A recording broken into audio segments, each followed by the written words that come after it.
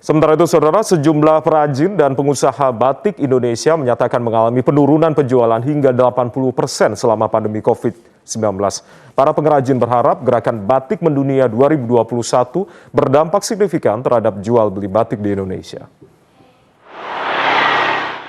Pengurus Asosiasi Pengrajin dan Pengusaha Batik Indonesia (APPBI) Ahmad Failasuf menjelaskan pandemi COVID-19 juga berdampak pada perajin dan pengusaha batik di Indonesia.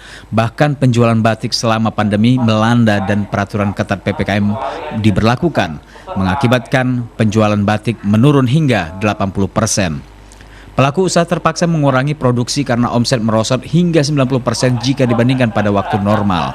Pelaku usaha batik juga terpaksa mengurangi sejumlah pekerja yang sebelumnya membantu proses produksi. Pada waktu normal pekerja mencapai 300 orang, namun kini menyisakan 10%-nya. Ahmad Failasuf berharap gerakan batik mendunia pada Hari Batik Nasional 2021 berdampak signifikan terhadap jual beli batik di Indonesia.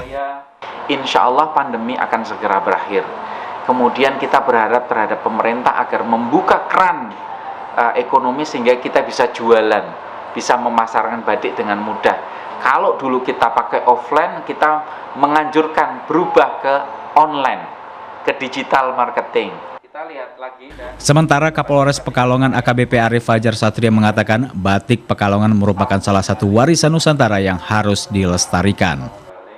Saya mengajak, marilah kita mencintai produk dalam negeri, khususnya batik Indonesia.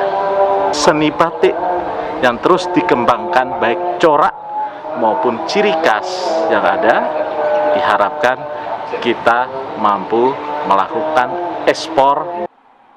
Berdasarkan data APPBI tercatat dari 151.656 pengrajin batik di Indonesia, saat ini hanya tersisa 37.914 pengrajin batik yang aktif.